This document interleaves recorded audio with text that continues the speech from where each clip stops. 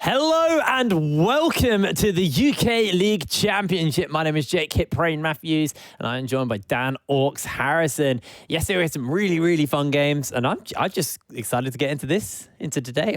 I'm lost for words already. I'm hyped. We saw a lot of some teams, a little bit less of some others. You know, Enclave didn't have much of a chance to display what their new roster can do, but we've got some more exciting matchups today and I'm just keen because I really think that compared to last split, there's so much more competition between every single roster. Yeah. And it's always fun at the start when you sort of you have those tier lists to sort of compare to and you see where everything develops, everything plays out and where the hierarchy is. Yeah, it's one of the kind of key points we were hitting on yesterday is that, it doesn't feel quite as defined as it was last season. And, maybe these academy teams are going to prove us wrong. Maybe it's still just heavily defined by them. But for the moment, we're seeing teams challenging them. They both did get a win, Fnatic and XL. So, and they were, XL's was closer than Fnatic's was. Fnatic was a pretty one-sided affair. But let's have a little look at our standings and see where the teams currently are on the board. Obviously, we've only had one round of games so far. So MnM, BTXL, Barrage, Fnatic, all with 1 point, while Enclave, Feeling, Envision, and Demise are looking to at least pick something up in week 1 here. But yeah, after today, we'll have a better understanding of where these teams is now starting to kind of sit coming out. Yeah. At least some of the teams will be having 2 points, 1 point. It won't just be 4 teams in first, 4 teams in third. I think as well, the score doesn't tell the full story. I think Envision going up against XL, we saw a lot of promise from them. We expected them to challenge the academy teams. Not quite at the point where they could beat XL yet. And so we'll have to see how that pans out. And Fnatic didn't really get to see them tested, to be honest, yesterday. So there may be some sterner competition. Some of the other teams, maybe XL, could challenge them. We'll get to see that. Barrage and MnM, though, the two teams who also have 1 point that on academies, both of them showed a lot of promise yesterday. Yeah. I think intelligent play, pretty high emphasis on the LeBlanc mid and then using that to play to a 1-3-1. And there were definitely moments where I had concerns that they were going to get outscaled, out-team-fighted. We've seen a lot of drafting around team fighting, not just in the UK, but globally. And they showed that they didn't need to draft for team fights. They could just play the map better, and that enabled them to still find the win and even out-team fighting compositions. Yeah, they play it's just a stellar game from MnM yesterday, and they actually are going to be first up today. So let's have a little look at our schedule and see who is going to be playing who. Will be starting today with BTXL taking on MnM. Second up will be Demise versus Fnatic Rising. Our third game of the day will be Barrage Esports versus Envision, and we rounded the day out with Enclave taking on Feeling. Now, let's shift towards our first game of the day, BTXL versus MnM. What are we making from this? Because you did say everyone's playing for team fighting, but MnM, while they won in their team fights, they weren't building a comp around that, and they were playing more for that 1-3-1. MnM drafted heavily for the early game. It's something we've seen Pad particularly want to lean towards, especially when he was on the roster, and he's obviously returned as the coach. I do feel like their pace wasn't as fast as it could have been. There were definitely moments in the early levels where they could have utilized the Shen ult more, and they did look like maybe they were going to get outscaled by Demise, but they did still manage to hold on and come out with a win. My concern up against XL is that XL showed that they will dominate the later stages of the game. Even when there was a ton of scaling on the side of Envision, even when Envision were challenging them and doing pretty well consistently in the mid to late game stages, it was still XL who came out ahead later on. So I feel like if MnM are going to win here and they still want to go for this early draft focus, they need to be super explosive. As soon as the game starts, they're going to be looking for advantages, and they need to snowball this game. So by the time it gets to the mid game, they're too far ahead for XL to catch up. It's definitely a hard ask, and I think stylistically, XL have a big edge in the way that they play. But I don't think it's impossible. I just need to see a little bit more from MnM than we did yesterday. Yeah, remember MnM as a team were the team who were the pegged in summer, at least the team that were capable of taking on these academy teams. They were the 3rd seed coming out of the regular season back in summer. Maybe they're looking to hold this. Obviously, it's a very different roster since then. The players have moved around a little bit. The likes of Chimera coming over from Feeling with a Chew as well. So we'll have to see how this is going to go as we head into picks and bans. Senna be the first ban here away from XL. No surprises there. She's been pretty strong. Followed up by a Jarvan. Yeah, I really like the Jarvan ban, especially with Senna banned away. MF rises in priority. We saw Deadly have a lot of success on that. And when they synergized the Jarvan with the Rumble and the Misfortune, it was so difficult to deal with. And you saw that at the end of it, Yusa and Prosper just went down on that combination. And LeBlanc, no surprise away from Chimera. It's a great blind pick that was utilized by a lot of teams yesterday, but Chimera in particular had a masterful performance on the champion, constantly applying pressure in the side lanes and also finding great engages in the team fights. Carly also being banned away here. It's pretty standard on 10-2 for red side to ban that away. No one wants to be dealing with a Carly, so not a lot to say on that. Now, XL looking for their final ban. What do they want to take away? There's still a lot open. They could look to ban away the likes of the Soroka here, but I was going to say maybe something like the Aphelios or the MF and then pick whatever they want. They decided to leave one open and take their pick of the litter. Yeah, so still quite a lot of powerful picks open. XL definitely going a little bit more targeted. The Soccer, though, is a general ban, but we saw that up against them yesterday, and it was pretty successful, although it had limiting factors when playing the support role. MnM, there's a few options available. Lucian, Syndra, still big options. They are going to take away the Lucian as a flex pick. That means BTXL, they could take Set as a first pick. They could take Misfortune as a first pick for Deadly, which he played yesterday. Aphelios is still open. There's a ton of options, basically. It comes down to the priority. They could also, there's a little bit of a champion pool shared between the junglers in terms of Lee Sin. So I expect to see that potentially picked up early. But for now, the Syndra gonna come out. This is something that obviously can be played to massively powerful effect by special, but also a flex pick in and of itself. Yeah, it doesn't reveal too much here from the side of XL. Now, MnM, they get to pick two things up in return. What do they want to go for?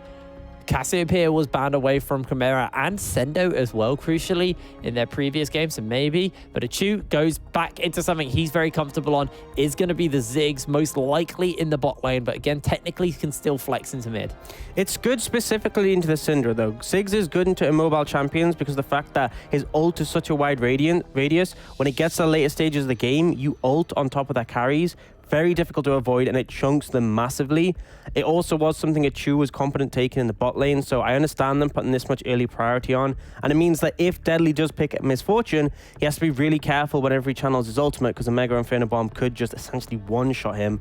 Least in, though, that is no surprises to be picked up this early. Ziggs maybe a little bit, but it does mean Soft gets his hand on, the jungler he likes to prioritize. And for Taxa, he's going to have to go in a little bit of a different direction. No surprise to see the Gragas. This is something he's frequently played for such a long time. It does open up the prospect of a Gragas Yasuo mid-jungle, and then they can put the Syndra bot. They may pick this up on the third rotation anyway, but for now I'm going to take the Set. This is denied away from Mummus as well. MnM were on blue side yesterday, and they first picked the Set. A lot of team fighting power in this pick. There is still some issues it can have in the laning phase. There are some matchups that it can struggle with, but when you get to team fights, it's just got so many tools to devastate, especially if you can get a big ult into the enemy backline. Well, MnM decided they didn't want to pick that. They put the priority on the Ziggs and the Lee Sin. The odds of the Ziggs getting picked away was fairly low, but they wanted to make sure they got it, so they didn't pick that setup. So this screams to me that MnM has at least something prepared for the set. They hovered it, they taunted it, and now it's on to them. The Rek'Sai is going to be picked up for XL. They want to pick themselves something that's going to be able to gank nice and early over those walls. And specifically there's two champions which do really well into Lee Sin, and that's the Rek'Sai and the Gragas. And the reason being is that you can interrupt his Sonic Wave when he dashes in on it and just deny all the damage. Rek'Sai it has a bit more power in the early game to gank, and there's really powerful gank paths. If you're looking to punish the Ziggs, Rek'Sai is the pick to do it. Does mean, however, that Mummus is able to pick up that Aatrox into the set. This is a fine matchup. In the laning phase, you can find advantages in terms of that, but you have to be cautious. If Set gets right up into your face, he can bully you around a little bit. Now, going through the bans, I think support's going to be a big one here, because obviously we haven't seen, AD carry as well. I think a lot of other teams, I would say there's a high chance of flexing the Syndra with the likes of Envision and Fnatic. I feel like Deadly is more accustomed to playing his traditional AD carries. I do like the Shen ban away from Ephias, because I think that Shen Ziggs spot lane combination, there was a lot of power in the way you can utilize that to make plays around the map. All right, well, let's see what else they're going to take away here. MnM just one ban left. Maybe they look just to pinch that AD carry pool a little bit more. There's still that Misfortune available, who we know Deadly likes to pick. There's still that Aphelios available as well. They are going to take away the Varus here. Now, something you hit on yesterday was this is a classic for Deadly, and, will offer a bit more kind of assistance with some of that engage as you can throw out the chains. And all of that jazz, but not going to happen today. It's going to get banned away from MnM here. And now looking for one last ban from BTXL. Do they decide to take away another support? Or are they going to look for something further afield? They could ban away the Echo if they're concerned about that in the mid lane, but I don't really think that's something Kamara has shown he would play. Instead, they're going to go for the Thresh, something that offers a lot of safety to the Ziggs in the bot lane. We are assuming the Ziggs is going bot just because of how MnM have played it beforehand. There's still other options, but a lot of them are less safe for the Ziggs. You could go something like a Pyke, which still has a lot of effect in terms of roaming, but it does mean that the Ziggs is a little bit riskier to play in the bot lane. Alrighty, well, it looks like Kamara just going for something safe here in the mid lane. Picks up the Orianna, offers you a little bit of team fighting, gives you a bit of wave clear, and also just gives you fair amount of comfort in the lane as well. So it's a nice blind pick for him. Doesn't want to pick anything that could be easily counter-picked here. So what do XL decide to round their draft out with? We don't know exactly where everything is going yet as well. We don't know if that Syndra is going into the bot lane or the mid. Looks like it's going into the mid lane because that's going to be the Aphelios for Deadly. Yeah, I wouldn't be surprised to see something like Aphelios Braum here. I think it's a bot lane that goes together pretty well. You can proc the passive pretty quickly if you have the Severum.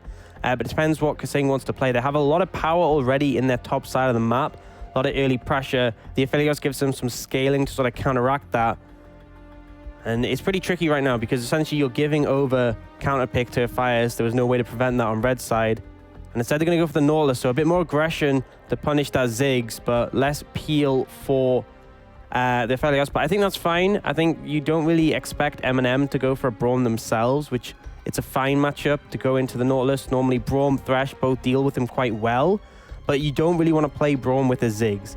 It's not really the optimal thing. This, however, I would actually really like. Bard has been rising in priority recently in solo queue, and it plays on that roaming play style that we wanted to see from the Shen. So Ziggs is pretty self-sufficient. You can leave him alone in the lane. He'll wave clear. He's hard to dive because you can just blow up the wave before you even get there. And it means Bard can roam, and Bard can honestly just massively take over a game and scales extremely well. He pumps out a ton of damage in the later stages. Yeah. The ultimate can be completely game-changing, especially when you look at the carries on the side of BTXL. If you ult Deadly or Special, it just cuts them out of the fight for such a long time. And in that time, you can set up, you can layer the Mega Infinibomb or the Shockwave on top of the Stasis. So I really like the adaptation coming out from MnM Gaming. My concern is BTXL have a lot of early power tools. And MnM, they're relying a little bit more on the late game. And we saw yesterday, they preferred to play around the early game then. So it's a complete different change of styles right now, and it's going to be interesting to see how MnM play that one. Well, it's all to play for. Let's talk a little bit about our win conditions here. So what do XL need to do to win this game? What are their goals with this comp? So for XL, I mean, I usually talk about this. Mid jungle is super important, but even more so here. Syndra into Orianna is, I'd say it's Syndra favored slightly. But with the Rek'Sai into the Lee Sin, I'd say Syndra Rek'Sai should by all means win that mid jungle matchup completely. And then, especially the fact that Special is such a proficient player, you can also apply pressure in the top lane. So they have a very easy option. Just win mid jungle matchup, get control of that, and then rotate Special to either bot lane or top lane. I feel like the easier one probably would be top lane, because obviously Bard, Ziggs can be difficult to deal with. But if you do manage to get them on the tower, then it's a pretty easy dive. Yeah, we'll have to see whether or not they can do that. Now we're looking at MnM. Yesterday you said they like to play for early. Are they looking to do that with this team, or no, they want time? They have a lot of scaling components to their team. That's not to say that they're not going to be relevant in the early stages. Lee Sin can make ganks happen, and they have the Bard who can roam about. Yeah. But if they go toe-to-toe with XL and try and match their power, for example, if Lee Sin is trying to match Rek'Sai, Rek'Sai should come out ahead unless Soph is really timing his counter ganks extremely well. So I think playing a little bit defensive here for MnM. It's seen a bit of a different style coming out of them, but I do like some of the adaptations. I like the Bard. I want to see what Fires can do on this. If he can take over the map, then credit to him. He can definitely make a good performance here. Yeah, it's going to be really on the kind of the power for MnM. It's going to be really on Fires and Soph, people who can move around that map nice and fast. But if we look at XL, you know, it's really on Taximo Special. It's the mid-jungle synergy. It's those kind of things. It's always jungle synergizing with either support or mid, and especially in this game, it completely shows you that as an option. Now, having a brief pause before we get into the game. It won't be too long. It's just a just a very quick, brief issue that's getting ironed out, so it won't be too long.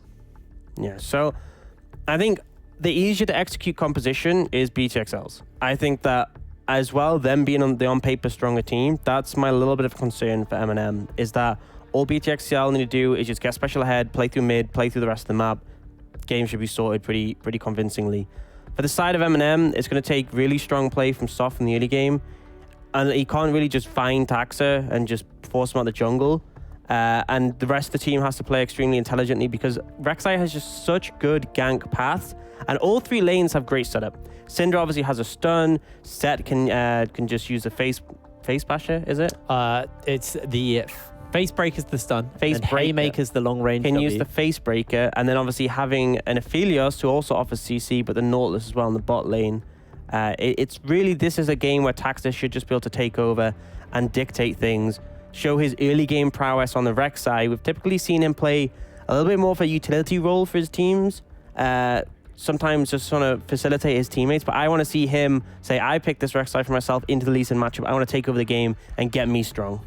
Wicked. Well, the pause has been settled, and we are getting ready to take to the Rift for game number 1 of the second day of the UK League Championship. It's MnM versus BTXL.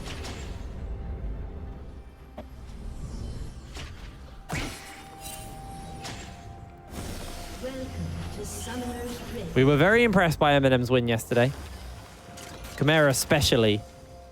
But this is a whole other beast to take on. This is the team who have been stuck in that second spot all of last year, and they are looking to reclaim their former glory as the best team in the UK. XL Not got quite a hard all hill of to climb. Not quite all of last year.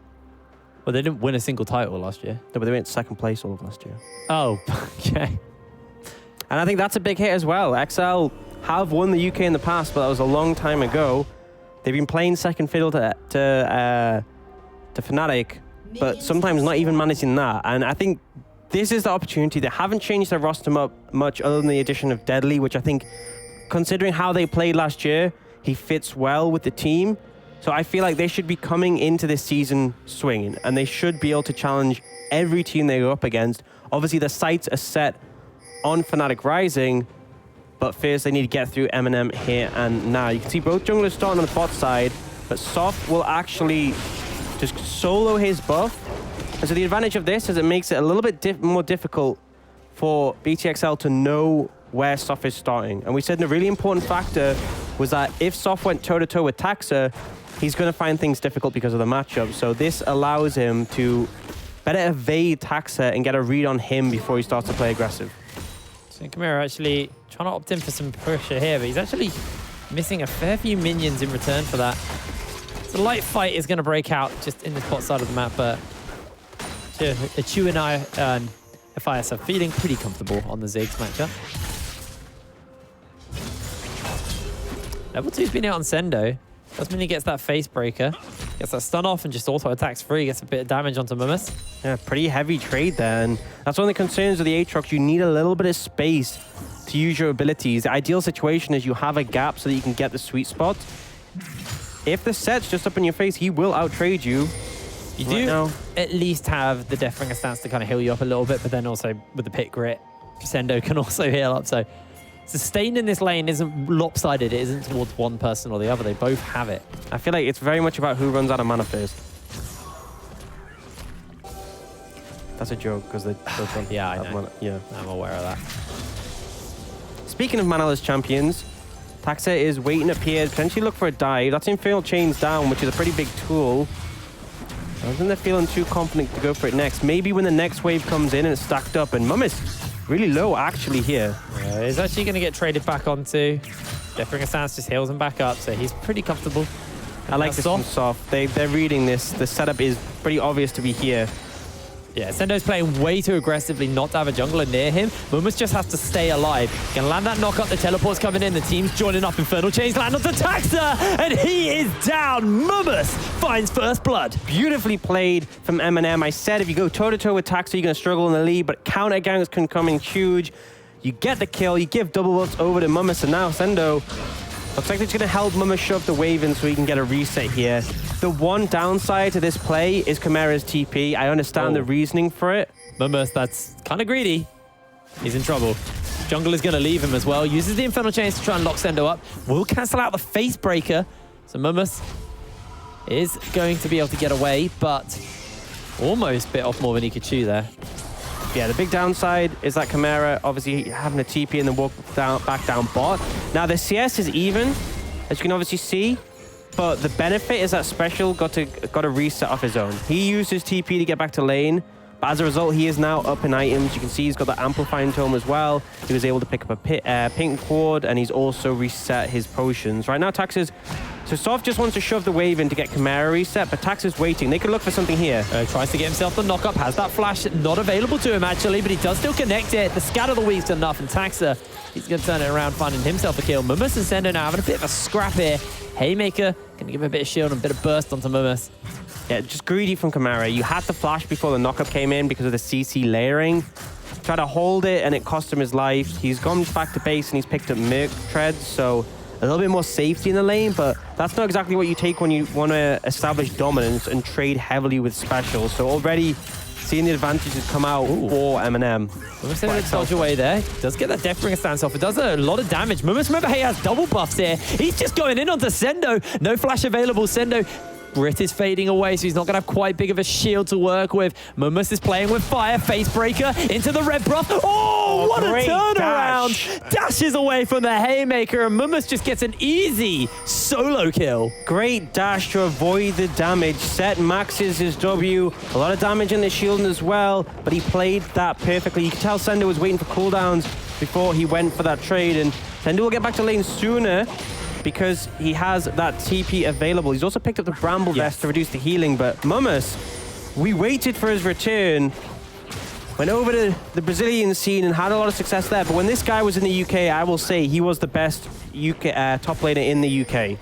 Despite the fact that MnM didn't have a ton of success in that split, he was playing so well, and he's proven it again here. 2-0 on this Aatrox now. This could be a really formidable force later on. We've seen how much an Aatrox can take over games. I hit on it yesterday. While Shikari and MnM were gone, in the summer, Sendo really was the best top laner in the scene. With the return of both Shikari and MnM, don't look at me like that. He was bloody good last season. I still think Bando was better. Do you think so? Yeah. Did you watch finals? Bando, okay, yeah. Bando was just better in finals. Bando was just flat out better in the finals in the series between them. But Bando was a little hit or miss. Sendo was more reliably, like, good. I think that's a fair point to say. Anyway, Bando's not here either way. With the return of MnM and the return of Shikari, Sendo really has to kind of prove his worth once again. Yeah. And his worth is getting challenged. MnM actually is going to lose out on that trade. You're seeing the power now that you can reduce the healing from MnM. And now he's got that Bramble Vest. I mean, it's a cheaper item. The 1,000 gold for the Bramble Vest, tank items are cheaper, and you will still do a ton of damage, as said, if you go tank, because obviously the damage from his W scales of Grit, which scales of HP. So he's still going to be able to trade, and it means that even though he's behind, he can go for this avenue. Bot lane's been a little bit quiet, but Taxa wants to see if he can do something about that. I think branching off from your point. Oh, ulti's been used here by MnM. Yeah, trying to go a little bit aggressive. He does force him low and soft. You can see he's actually in the jungle nearby. They could go for this dive. It's a little bit tricky because of the ultimate available for Set. Yeah, but that's the W down. So no, actually does use it pretty effectively to clear out that wave, but another wave's crashing in here. Soft's going to back away.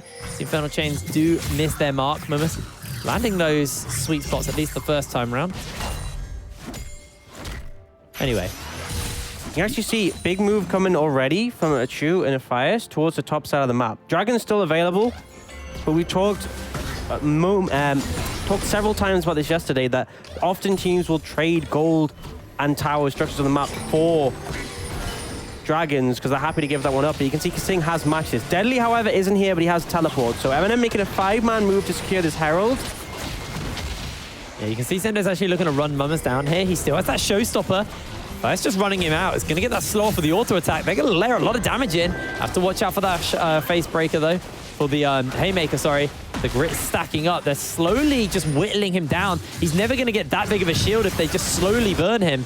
And Fias is going to find that kill. A reset does happen on to the Rift Herald, though. But the cost of this is time. Deadly is still in the side lane, solo farming, getting solo plates, and now has a big CS lead over Ziggs. This is typical of what we saw yesterday from Deadly. He is happy to sit in the side lane and make himself stronger. BTXL still going to try contest. They're looking for it. They're using that teleport now. It's low onto the moment. Trying to get that damage out as they're going to pick it up. Special gets a kill onto Soft, and that's just the Rift Herald secured by XL. Deadly's the one to pick it up. Kasing? Maybe not where you wanted to be, but he's fine. Full journey, but good response by BTXL. Not only do they get a kill and they get the Herald, but they still got so much solo XP and gold on a Deadly. So they won on both fronts there, and it's given them 1,000 gold lead this far into the game. MnM a little bit naive to go for that play. As soon as Soft was down, they knew it was done. Deadly, good teleport. He's now the one running around with that Rift Herald as well. So if you leave him alone to farm in waves like we know Deadly likes to do, you're going to lose some turrets. As you see a Chu going to the top side of the map, a little bit interesting here because the Herald obviously isn't an objective to be fighting for right now. The Dragon usually would be the focus for these teams. It's still on the map, Cloud available. And so the typical thing would, as XL have done, send your AD carry and your support down bot so you have a numbers advantage. And MnM just refusing to do so. I'm assuming for some reason or another, MnM assumed that XL were going to send their bot lane topside, but you're right, there was nothing to take there, so just maybe either a bad assumption or they've got a plan. And the thing is, you can try trade, but you won't win. Despite how great Ziggs is at taking towers, up against the Herald, you're going to lose. Well, that steals away the cannon as well there. They're pushing the wave up. I'm going to get a bit of damage off, but Sender's on that flank. Has got a lot of things available to him. The Rift Herald's going to get used bot side. The teleport coming in. This is the fight. Down. That's going to be the showstopper. Chu flashes away. Magical Journey's going to get interrupted as it punches him. An easy kill. Fias gets himself a two-man stun off, but he is going to be run down. Special flashes forward. Misses out on the Scout of the Week, and Fias is able to make his way out. Just a really great play coming out from BTXL. You could see Sendo was waiting for the moment when Fias used his stun on the wave. As soon as it was down, he went for the flank. Special TP's in, they get a kill, they get a flash, and more importantly, that tower is still very healthy. 4 plates out of 5 remain, and on the other side of the map, Deadly threw down the Herald, took bot lane tower, and they got the Dragon as well. This is an instance of MnM trying to trade across the map and losing on both fronts. BTXL are beating them on their strong side, where they've brought more numbers, and also on their weak side, where they're sending Sendo just to defend. They're still winning. A fantastic teleport there. Chimera, it's been a bit of a quieter game for him. He is down heavily to Special, who's even been able to accrue himself a bounty, as we see. 150 gold he's worth. Just because he's got that CS lead, just because he's got that kill and the 2 assists.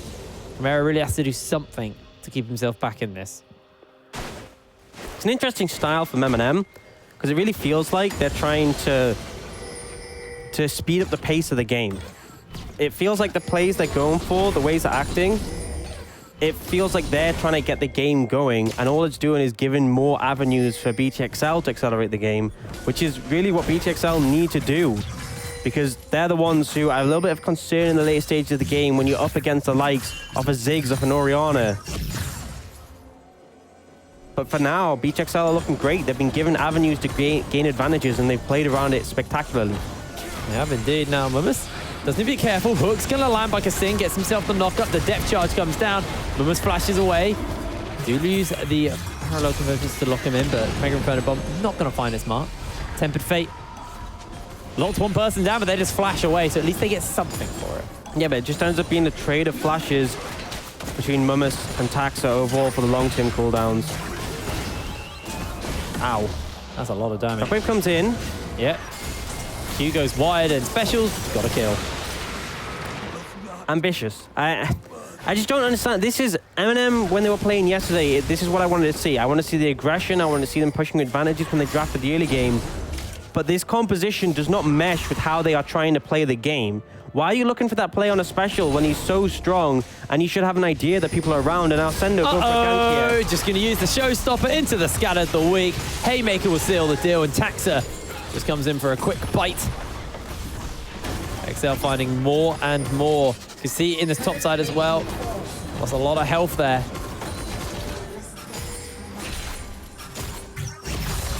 I think Mummus having a bit of a fight versus Sendo. Will actually win this here. The Haymaker not going to quite find his mark, and Mummus connecting quite a lot of these marks.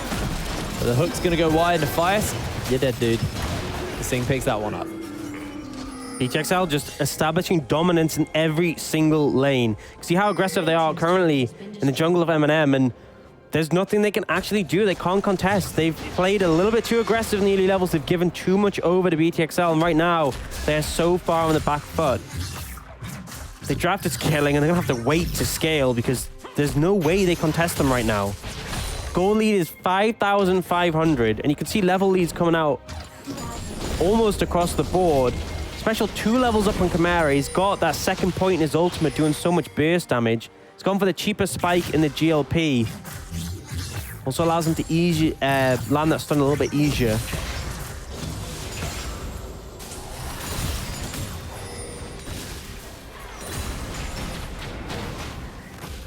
Well, it's 5,000, yep, 5,000 gold lead, 6,000 gold lead almost. No, still close to 5,000. Yeah, I know. Numbers are hard. No, man, we've done 4 days now casting. Second Herald spawning up, so Special's going to pick up the blue buff, giving him that extra CDR, and also the mana regen. Good timing for that as the Heralds were spawning. And you can see how this zone of control has been established on here. Sendo's moved to the bot side of the map, where he can just push that wave up. And the rest of the team are just going to try and do the Herald as quickly as possible. And the reason being is that Dragon is spawning in the next minute. So ideally, they want to get this, the Herald, they want to throw it down mid to pressure the tower. And then when MnM try and react, they can just take the Dragon for free. That should be the 3-step plan this next period of the game. So Deadly just needs to cover mid and not get caught. Herald's been secured. Alternatively, they could go top, but I think they've pushed the wave in there, so they don't need to. So Herald likely just going to be thrown down here as soon as the next wave comes in. So they're going to go over the wall here. This is a response coming out from MnM, but Sendo, he feels confident to defend under the tower. Yeah, goes in for the face breaker. Does get the Infernal Chains off, uses the showstopper to put some distance between. Haymaker on top 5 does a lot of damage. He's actually kicked away by the Dragon's Rage there. He's being jumped undo though, and he will be taken out. Mumus finds himself a kill, but meanwhile, XL, they don't care. They're just pushing in the mid lane here. The Chu's doing his best to clear it out as the hook goes a little bit wide. Finally, the Rift Herald does die, and Deadly he has to lock him in place with the Gravitum. Actually throws out the ultimate as well. That's a big ult. What a combo. Shockwave comes off the Taxa here. Chimera trying to see if he can turn it around, but now Special, he's closing in. All of the CC is layered, and Chimera is unleashed onto by Taxa. 8 and 4. The gold lead is 6K now. Yeah, they have to be a little cautious backing off because they don't know who's behind them right now. They will just go over the recalls, and this does actually give over the Dragon. So XL opting to push for the second tower instead because they saw how much MnM committed to the bot side of the map. Overall, I like the trade from MnM, but a Chu and Chimera getting caught just completely turns on its head. Massive advantage gained again for BTXL. Gonna be the Mountain Soul coming up. Likely XL will start to rack up those Drakes as the game goes on. Also changes the train a bit. It's actually quite nice for a Ziggs because you can obviously use your minefield and stuff. And gives you really good. You can use really nice chokeholds for a champion like Ziggs, but also it works for special. So lots of people can use or take advantage at least of these. As Soft just going for a quick base. I think the one thing is though, all the terrain formed by the mountain is too deep in the map for MnM even to go near. They're just locked in their base.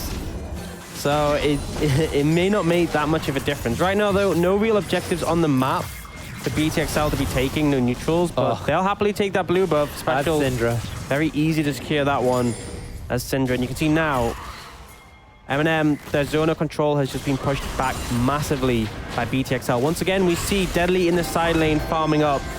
It's not the typical lane priority you see from teams, but it's how BTXL play around Deadly and giving him his own source of XP and a farm so that he will just out-level his counterpart.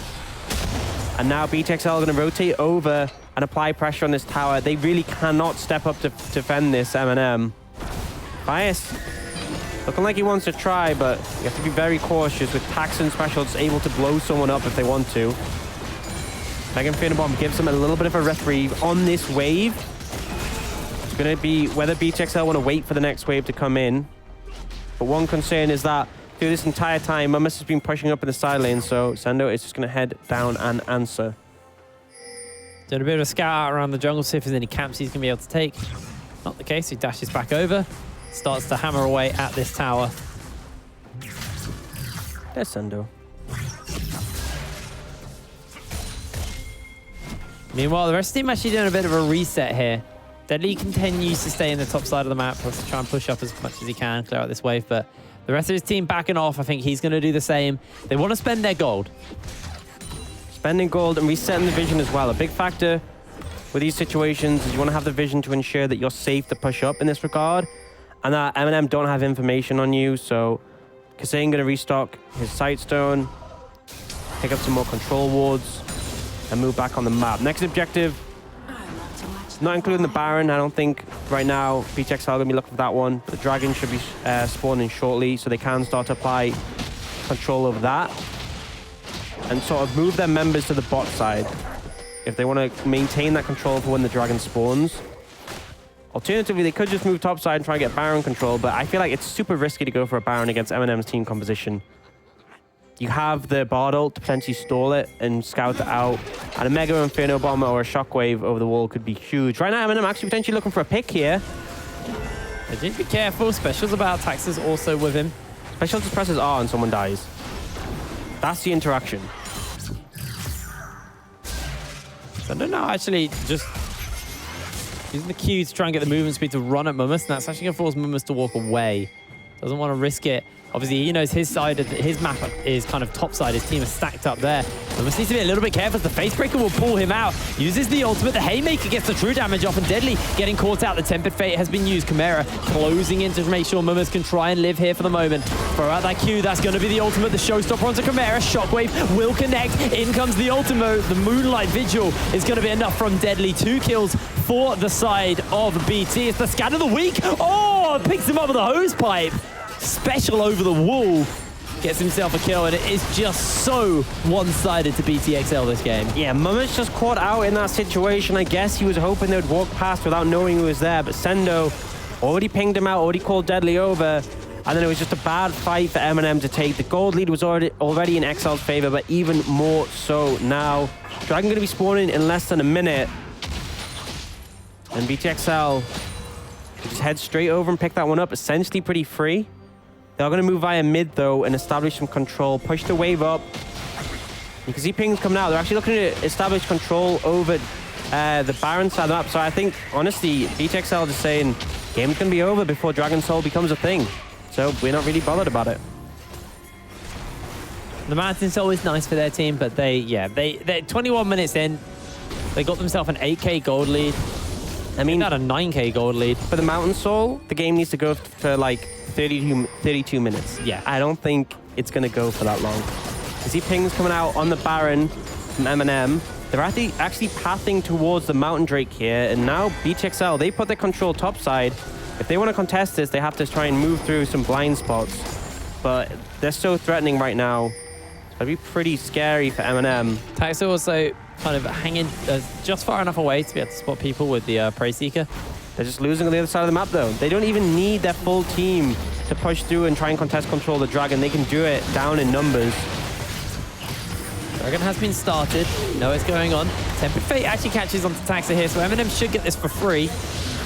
Teleport's going to get used as well. And actually, they're just sending Sendo top lane. They don't care. Deadly's got up as well. XL are just going for towers. They're cancelling the bases. Kasing threw the ultimate onto Chimera. Chimera's trying to put some distance between him and the rest of the team. The inhibitor is already down. Now XL are using that pressure to try and take the mid lane inhibitor. Kasing flashes away. Taxa comes after him as the Mega Inferno Bomb will connect. Sendo's just pushing on the towers. They're just looking to end the game. A base has finally come through from Soft, but he's got to deal with all of these members from XL. They've still got 4. A bit of a pincers coming in, and now Sendo, caught out by those infernal chains, will get dragged back in, but if Fires gets jumped onto, the ultimate comes out, and Taxa, he will be followed up onto. The Moonlight Vigil does connect. A Facebreaker stuns out to Chimera, gets chunked. In comes the zone of damage as the massive ultimate comes out from Sendo. Mummus still alive, and he's looking to jump onto Deadly, but the rest of the team, they're just going to sacrifice the AD carry. They're going for the base. The Nexus has been exposed, and BT XL just decide to end the game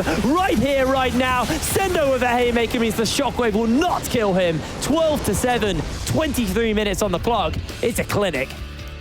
Yeah, and it was honestly a little bit chaotic at the end, but they They just wanted to finish it fast. They just went in hard for it, and they managed to deliver the game. They annihilated them. That's all I can say. It was a very lopsided game. MnM just didn't have a good read on the map at that point, and XL made a decisive decision that paid off for them. So you kind of hit on the point that, you know, they drafted for a team that scaled for a team who want to play early.